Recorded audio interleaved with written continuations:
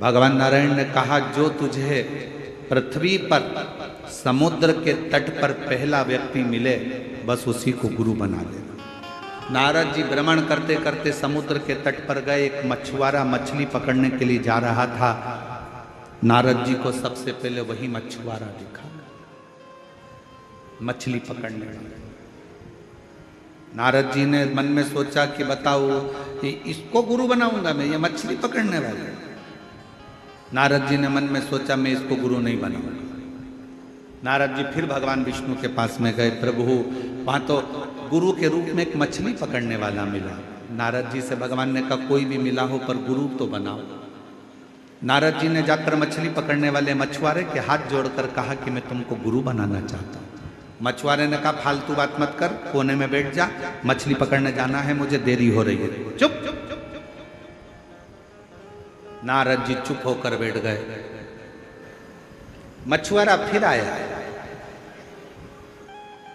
नारद जी ने कहा कि मुझे मंत्र दे दो। चुप। नारद जी चुप बैठ गए।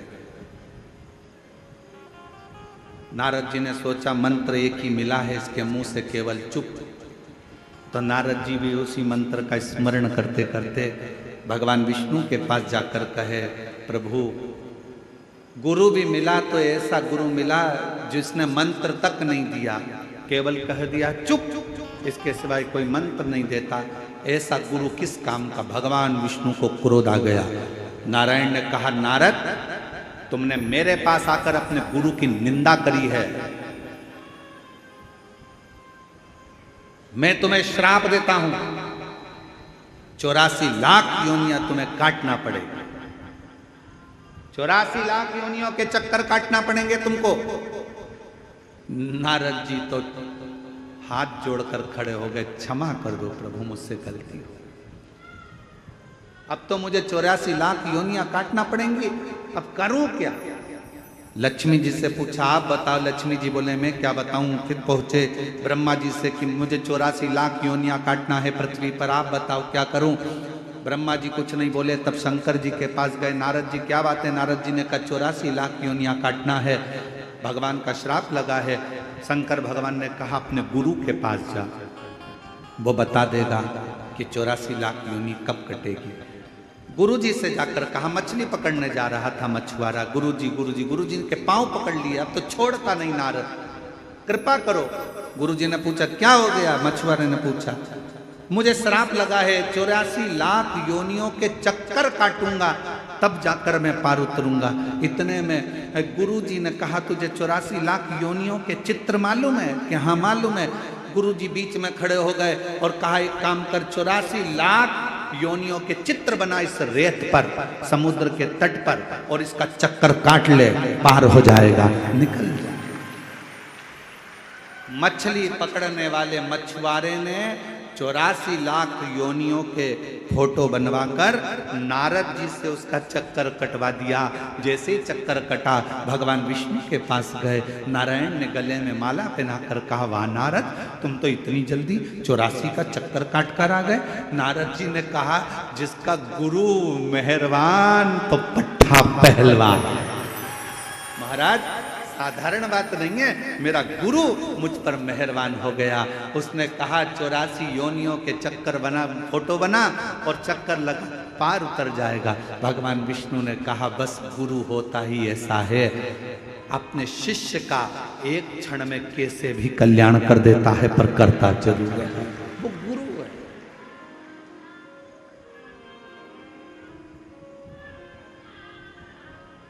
महाराज, इसीलिए शास्त्र कहता, ओम कहने से तर जाएगा तेरा जीवन संवर जाएगा। ओम कहने से तर तेरा जीवन संवर जाएगा। आप अपने मुख से जो उच्चारण करते हैं, आप अपने मुख से जो स्मरण करते हैं, आप अपने मुख से जो नाम जाप करते हैं, वो नाम जाप एक ना एक दिन आपको आपकी मंजिल तक पहुंचा देगा।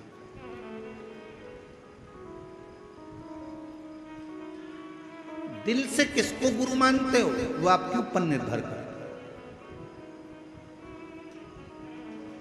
जरूरी नहीं कि आप उसके सामने पहुंचोगे। एक लब्बे जैसा भी इसने हो सकता है कि गुरु के सामने नहीं पहुंचे तो भी गुरु का भाव उत्पन्न कर ले।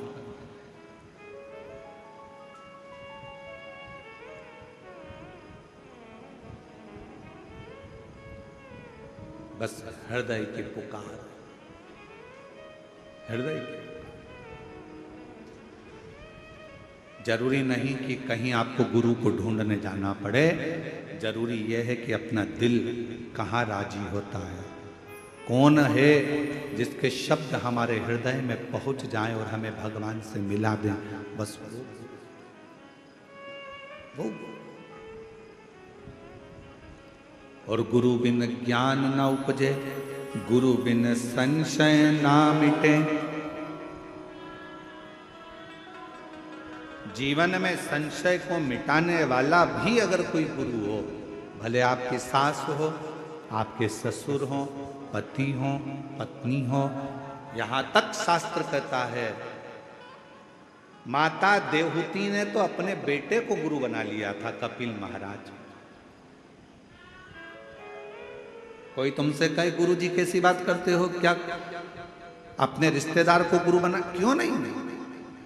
माता देवहूति ने अपने पुत्र बेटा कपिल महाराज को अपना गुरु बनाया था। और कपिल महाराज ने अपनी मां को ज्ञान दिया था, मां बुढ़ापे में आंखों से अगर दिखना बंद हो जाए तो इन आंखों से ना देखते हुए भीतर की आंख से अंदर बैठे हुए परमात्मा को देखना चालू कर दे। ये कपिल महाराज बोले। कपिल देव महाराज ने कहा अपनी माता देवहूति से, मां बुढ़ापे में अगर सुनना बंद हो जाए, इंद्रियां काम करना बंद कर दे, तो अपने भीतर की आवाज सुनना प्रारंभ कर। कपिल देव महाराज ने कहा, मां अपने भीतर की आवाज सुन। रावण इंद्र को संयम में कर लिया था। रावण ने इंद्र को अपने संयम में कर लिया था। रावण ने इंद्र को अपने वश में कर लिया था। रावण ने 33 कोटि देवताओं को अपने वश में कर लिया था। रावण ने पूरे संसार को अपने वश में कर लिया था। केवल रावण एक चीज वश में नहीं कर पाया था, वो खुद की इंद्रियां थी, जिसको रावण ने वश में नहीं करा था। इंद्र को वश में करना सरल है, पर इंद्रियों को वश में करना कठिन है। ये इंद्रियां बड़ी विचित्र है। कल एक व्यक्ति को आवाज सुनाई नहीं दे रही होगी, तो वो वहां खड़ा होके आवाज लगाने लगा, नाचने लगा। तो एक खड़े होके उसको देखने लगा, दूसरा खड़ा होकर उसको देखने लगा, तीसरा खड़ा होकर उसको देखने लगा, चौथा खड़ा होकर उसको देखने लगा। थोड़ी देर बाद देखा तो पूरा पंडाल उसको देखने लगा। फिर मालूम पड़े ये भी देखने लगे, फिर मालूम पड़े उधर के भी देखने लगे। फिर उधर कोई चिल्लाया, वो नाच रहा था, पुलिस वाले उसको बिठा रहे थे, काय को नाच रहा है भैया, कथा चल रही है, जब नाचने का समय है तब नाचना। वो तो नाचने लगा तो उधर के लोग खड़े हो गए, फिर इधर के लोग उधर देखने लगे, फिर उधर के उधर देखने लगे। जरा विचार करो, अपनी इंद्रियां, ये नेत्र, ये जिह्वा, ये श्रवण, ये मन, अपनी इंद्रियां अपने संयम में नहीं हो पा रही, तो हम परमात्मा को कैसे देख पाएंगे?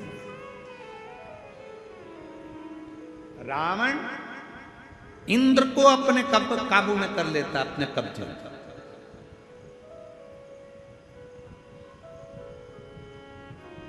रावण इंद्र को अपने संयम में कर लेता है। रावण देवताओं को अपने कब्जे में कर लेता है। रावण सबको अपने अधीन कर लेता है। पर लंका का राजा रावण अपनी इंद्रियों को अधीन नहीं कर पाया। जानकी जी को देखा, इंद्रियां बिगड़ गई, लेकर आ गए। बहन सूप न खाने कुछ कहा, इंद्रियां बिगड़ गई, गुस्से में लाल हो गया।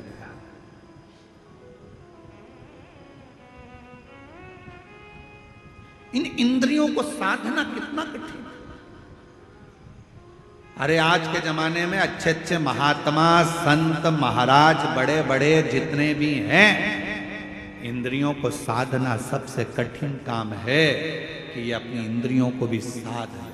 और इंद्रियों को साधने का सबसे सुंदर अगर कोई तरीका है, आज कलयुग में कलिकाल में अगर इंद्रियों को साधने का सबसे सुंदर तरीका है, रावण भी उस तरीके को जान चुका था। रावण ने विचार कर लिया था, मैंने इंद्र को अपने कब्जे में कर लिया, मैंने इंद्र को अपने संयम में कर लिया, मैंने देवताओं को अपने अधीन कर लिया। रावण समझ चुका था सबको मैंने अपने अधीन कर लिया, पर मेरी इंद्रियां मेरे अधीन नहीं हो रही है। तब रावण ने विचार करा कि इंद्रियों को अधीन करने के लिए क्या करना पड़ेगा। तो मन में सोचा, शंकर भगवान के शिवलिंग पर एक लोटा जल चढ़ाना पड़ेगा, शंकर भगवान के शिवलिंग को अपनी लंका में लाना पड़ेगा, शंकर भगवान के शिवलिंग को लंका में लाकर पूजन करना पड़ेगी, शंकर भगवान के शिवलिंग के पास रोज जाना पड़ेगा। जब शंकर भगवान को अपन एक लोटा जल चढ़ाएंगे, शिव जी की आराधना करेंगे, तो इंद्रियां संयम में हो जाएगी। रावण को उसी समय सूचना मिली कि शिव लाना है। रावण चले गए कैलाश, शंकर भगवान से शिवलिंग मांगा, लेकर चल दिए। शंकर जी ने सोचा इंद्र काबू में हो गया चलेगा, देवता इसके काबू में हो गए चलेगा, पर इसकी इंद्रियां मुझे काबू में नहीं करना है। तो शंकर भगवान का शिवलिंग लाते लाते रावण संध्या करने के लिए रुका और भगवान शंकर का शिवलिंग जमीन पर रख दिया गया। फिर वो उठा नहीं, बाबा वैद्यनाथ के रूप में विराजमान। आज बाबा धाम के रूप में, बाबा वैद्यनाथ जी के रूप में विराजमान।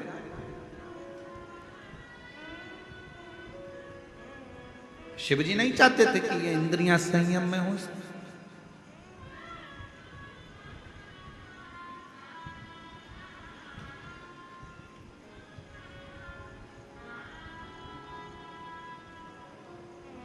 महाराज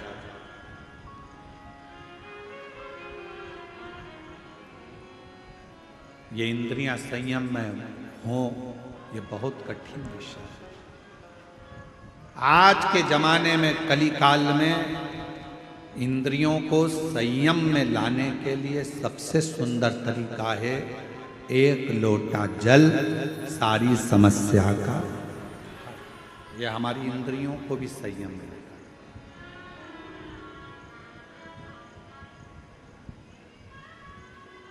यह हमारी इंद्रियों को संयमित कर लेता।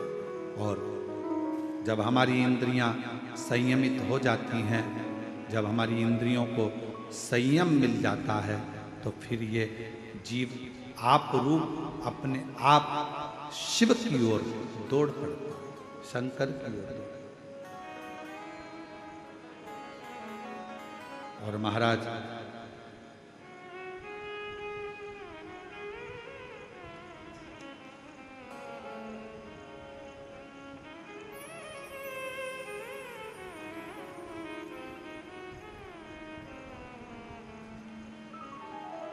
इन इंद्रियों का संयमित होना ये निश्चित करता है कि हम शिव के कितने करीब हैं।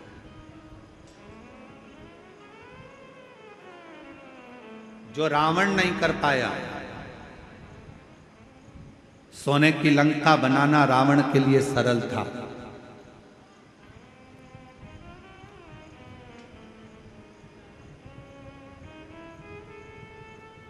परिवार को बसाना रावण के लिए सरल था। कुटुंब कबीले में रहना रावण के लिए सरल था। मां जानकी का हरण करना रावण के लिए सरल था। सामने राम जी थे, उनसे युद्ध करना रावण के लिए सरल था। पर रावण के लिए सबसे कठिन काम एक था, शंकर भगवान के शिवलिंग की आराधना अपनी इंद्रियों को संयमित कर करना। ये रावण के लिए कठिन विषय है।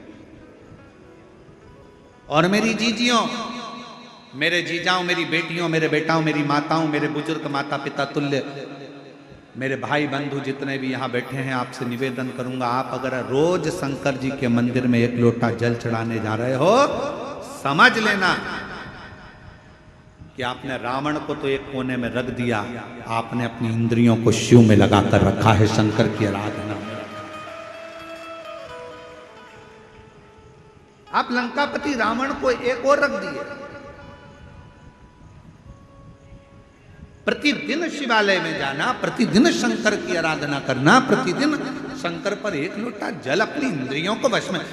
घर के लोग कह रहे हैं अरे आज तो तुम्हारे पास में आज टाइम नहीं है, मत जाना, आज मंदिर मत जाना, मंदिर मत जाना। फिर भी लोटा भर के जल भरी, इतनी देर में सारा घर का काम हो, उतनी देर में बाजू में पहुंच गई, जल चढ़ा के वापिस आ गई।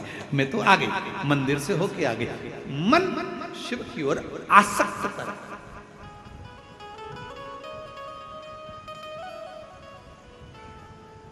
एगो बहन आई हैं, शायद रायपुर से हैं वो, जी कल बोल रही थी, मिल दर्शन के लिए आई थी जब, कि गुरुजी ये बोलो, ये बताओ कि आप कथा में कह रहे थे कि भगवान शंकर के लिए समय मत बांधना, सुबह 9 बजे बांधोगे तो वो अर्चन डाल देगा, 10 बजे बांधोगे तो अर्चन डाल देगा, 11 बजे डालोगे तो अर्चन डाल देगा। कल वो प्रश्न कर रही थी, शायद है कि गई पता नहीं, तो वो प्रश्न कर रही थी कल। तो मेरा उन बहन से निवेदन है, शंकर भगवान समय नहीं बांधने दे रहे हैं, इसलिए नहीं बांधने दे रहे हैं कि बाप से मिलने का कोई समय नहीं होता। तुम्हारा जब मन पड़ जाए तब अपने बाप से मिलने पहुंच, अपने पिता से।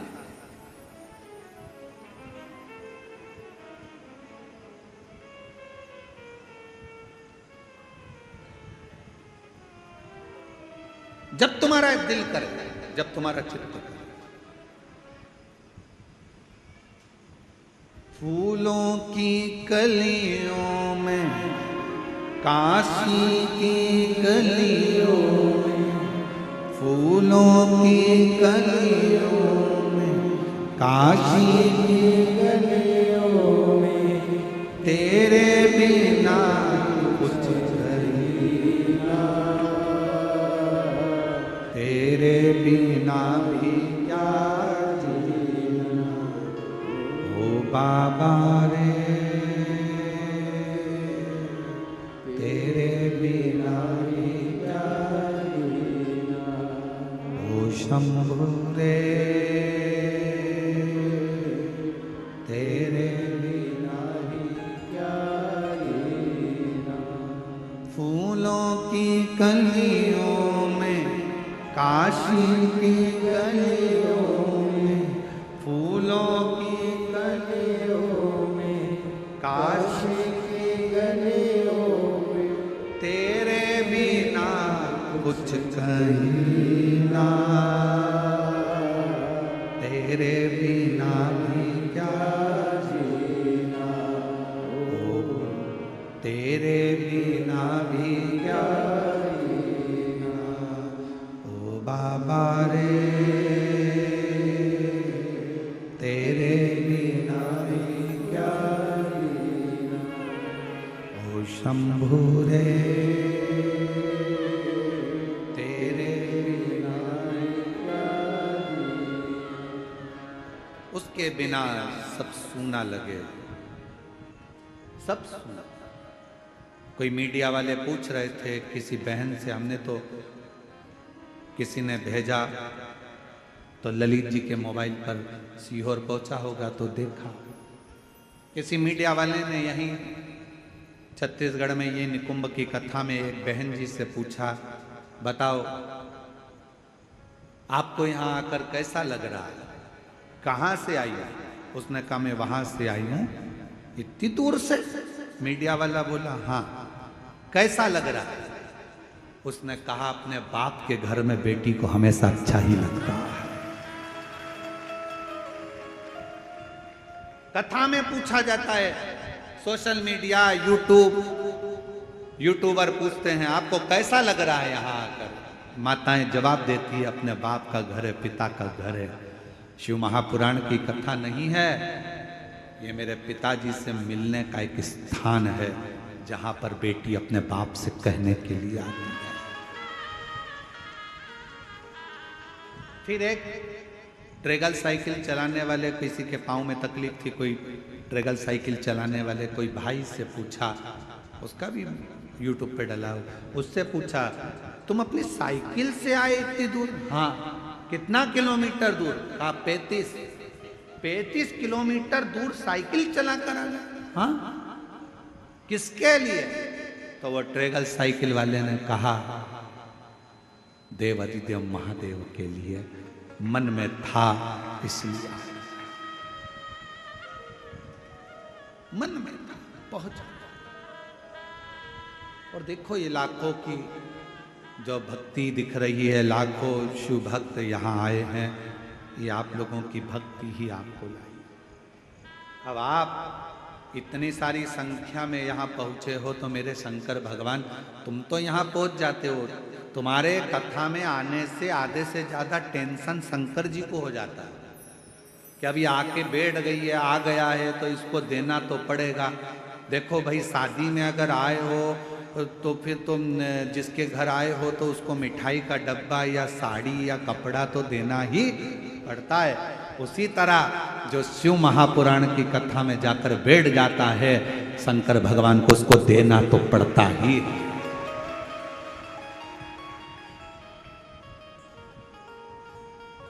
देना पड़ेगा उसको। आपके घर आइए, दामाद आया है, बेटी आई है, भांजा भांजी आए, देव। और खाली ना जाता कोई दर से तुम्हारे, खाली न जाता कोई दर से तुम्हारे, मैं भी खड़ी हूँ बाहें पसारे, अपने हृदय लगा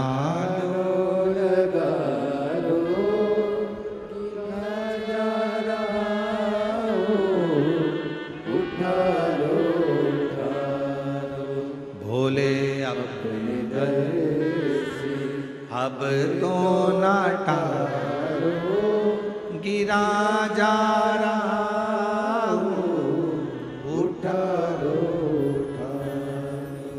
उसका फर्ज है।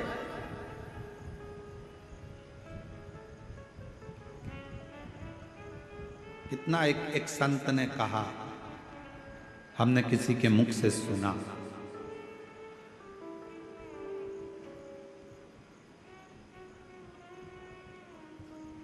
बेटे को देना कर्म है। किसी के मुख से सुना था, बाप अगर बेटे को दे रहा है, जमीन दे रहा है, घर दे रहा है, प्रॉपर्टी दे रहा है, पैसा दे रहा है, बेटे को देना कर्म है, पर बेटी को देना धर्म है।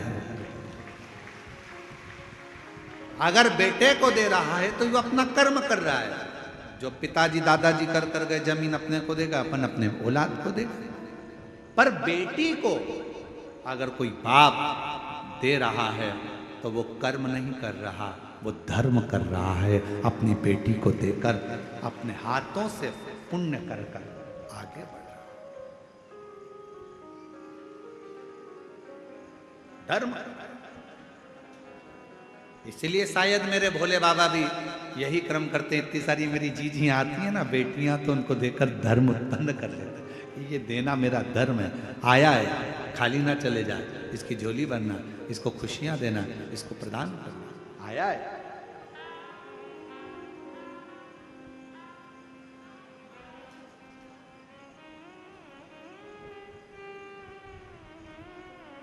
कल एक कथा चल रही थी भंवरे की, भ्रमर की।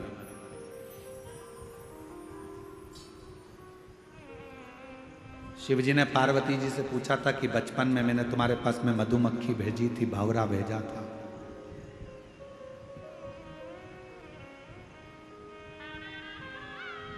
एक भी मधुमक्खी नहीं दिखी, एक भी भंवरा नहीं दिखा। वो मधुमक्खी, वो भंवरे कहाँ चले गए? पार्वती जी मुस्कुराती रहीं और शिव जी की ओर देखकर कहती रहीं कि प्रभु, जितनी मधुमक्खी आती थी मेरी तप साधना में, जब मैं शंकर भगवान के पार्थिव शिवलिंग का पूजन कर रही थी और मधुमक्खी जितनी आती थी, जितने भंवरे आते थे, वो मुझे पास में आकर गुंजायमान होते थे, मेरे आसपास में घूमा करते थे। पार्वती जी कहती हैं मैंने उन सबको अपने में समाहित कर लिया, सबको अपने में समाहित।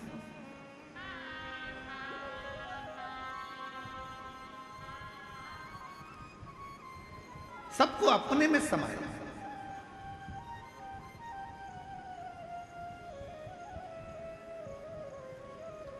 और कलयुग का सबसे बड़ा एक फल है,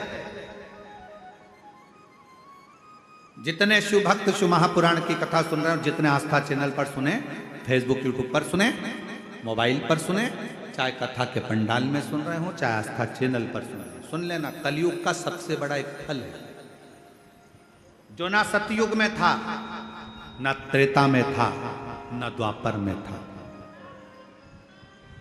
वो फल कलयुग को मिला। कौन सा फल है? जो सतयुग में नहीं मिला, न त्रेता में मिला, न द्वापर में मिला, कलयुग में वो फल भगवान शंकर ने कलिकाल के मनुष्यों को दिया है। एक अलग से ऑफर, एक अलग से फल मेरे शंकर जी ने कलयुग को दिया। कौन सा फल?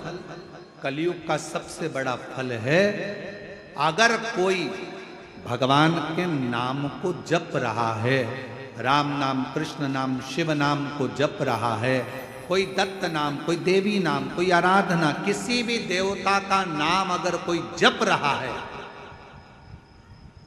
मात्र जप रहा है, कलयुग में सबसे बड़ा फल है। अगर मंत्र जाप करने वाले का, नाम जाप करने वाले का भी कभी दर्शन हो जाएगा कलयुग में, तो उसका भी उद्धार हो जाएगा। ये कलयुग के लोगों के लिए है। सतयुग में नहीं था ऐसा, त्रेता में नहीं था, द्वापर में नहीं था। कलयुग में तुलसी बाबा ने लिख दिया, कलयुग केवल नाम आधारा। नाम जितना जपोगे, भगवान को जितना भजोगे, जितना नाम का स्मरण करोगे, उतना उतना संसार का भी कल्याण होगा और अपना भी कल्याण, जग का भी कल्याण हो रहा है और अपना भी कल्याण।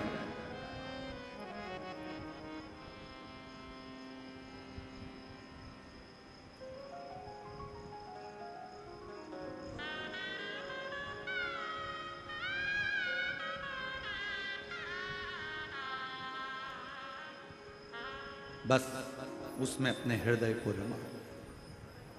पार्वती, मैंने तुम्हारे पास में भंवरा भेजा। पार्वती, मैंने तुम्हारे पास में मधुमक्खी भेजी। पार्वती, मैंने तुम्हारे पास में अर्चन डालने के लिए बहुत कुछ भेजा, पर समझ में नहीं आया वो गया कहाँ।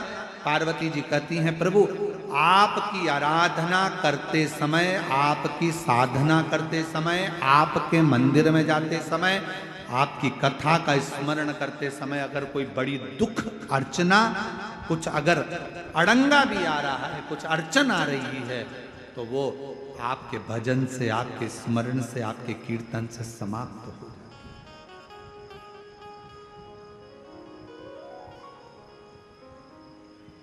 केवल आपके एक मंत्र उच्चारण से समाप्त हो जाए।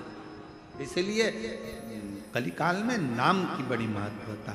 श्री शिवाय नमस्तुभ्यं, श्री शिवाय। सब बोलो, सब पूरे पंडालों से आवाज आना चाहिए। जो लोग रोड पर बैठे हैं उनकी भी, जो बाहर बैठे हैं उनकी भी, और जो सामने बिल्डिंग पर चढ़े बैठे हैं उनकी भी, और जो गाड़ियों पर चढ़ चढ़ कर बैठे हैं उनकी भी आवाज यहां तक पहुंचना चाहिए।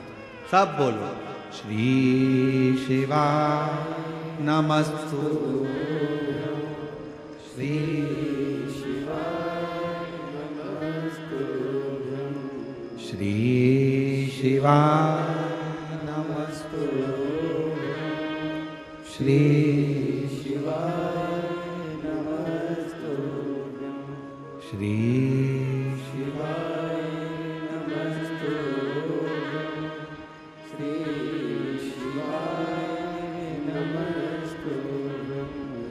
श्री शिवाय नमस्तुभ्यं।